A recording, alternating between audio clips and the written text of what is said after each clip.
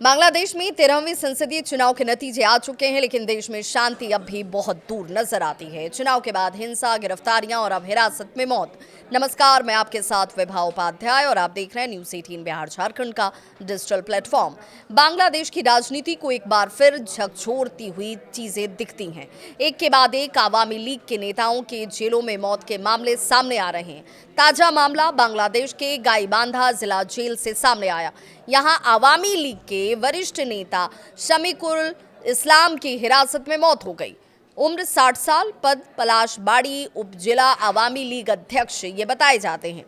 Jail में रहते हुए उनकी तबीयत अचानक से बिगड़ती है। जेल प्रशासन के मुताबिक शमीकुल इस्लाम को पहले सदर अस्पताल पहुंचाया गया और फिर बेहतर इलाज के लिए Rangpur medical college hospital refer किया गया, लेकिन रविवार को अस्पताल ले जाते वक्त ही रास्ते में उनकी मौत हो गई। इस मौत ने ही कई सवालों को जन्म दे दिया। घटना की पुष्टि भी हुई। गाईबांधा जिला जेल प्रमुख मोहम्मद अतिकुर रहमान ने कहा कि हाँ, ये मौत हुई है।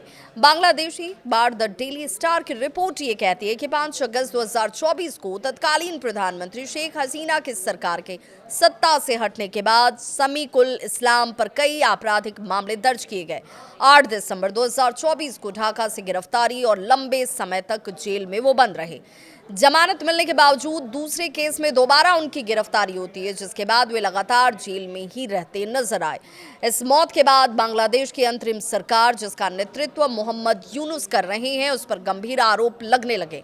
आवामी लीग का ये भी कहना है कि सिर्फ बीमारी से हुई मौत ये नहीं लगती, ये राजनीतिक दमन का एक हिस्सा है। जेलों को साइलेंट वेपन की तरह इस्तेमाल किया जा रहा है। ये कोई पहला मामला नहीं। इससे पहले 7 फरवरी को आवामी लीग के सीनियर नेता और पूर्व मंत्री रमेश चंद्र सेन की दिनाजपुर जिला जेल में हिरासत के दौरान मौत हो गई थी। उम्र 83 साल, पूर्व जल संसाधन मंत्री, ठाकुरगांव 1 से ये सांसद भी रह चुके थे। उन्हें बीमारी की हालत में दिनाजपुर मेडिकल कॉलेज हॉस्पिटल ले जाया गया, जहां डॉक्टरों ने उन्हें मृत घोषित कर दिया। आवामी लीग ने यह साफ कहा कि जेल अधिकारी इसे प्राकृतिक मौत बता रहे हैं, लेकिन सच्चाई इससे बिल्कुल अलग है। पार्टी का आरोप है कि बुजुर्ग नेता को एडवांस मेडिकल केयर नहीं मिली। ये लापरवाही नहीं, जानबूझकर की गई हत्या है। जेलों में अब इंसाफ नहीं, सिर्फ मौत इंतजार कर रही है। पार्टी ने यहां तक कहा कि ये मौत नहीं, एक सरकार का जुर्म है। राजनीतिक विश्लेषकों का मानना है कि अगर हिरासत में मौतों का ये सिलसिला नहीं रुका तो बांग्लादेश पर अंतर्राष्ट्रीय दबाव भी बढ़ सकता है। चुनाव के बाद लोकतंत्र, मानवाधिकार, कानून व्यवस्था को लेकर सवाल और गहरे होते जा रहे हैं। तो साफ है कि 13वें संसदीय चुनाव के बाद बांग्लादेश में सियासी जंग अब सड़कों से निकलकर जेलों तक पहुंच चुकी है। सबसे बड़ा सवाल यही कि क्या ये मौतें संयोग हैं या राजनीतिक विरोध को कुचलने की रणनीति।